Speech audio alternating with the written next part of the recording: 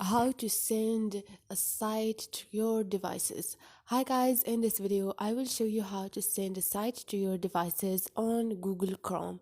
It's so easy and quick, so let's start. First thing, go to your Google Chrome. And now all I need to do is choose one of those sites. For example, let's choose the first one. All you need to do is click on the share icon beside those 3 points. And now you have sent to your devices. Click on it.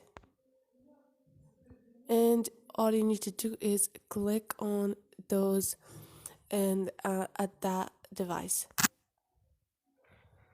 So this is it, guys. Hope this video was helpful to you, and if you like the video, don't forget to subscribe and like.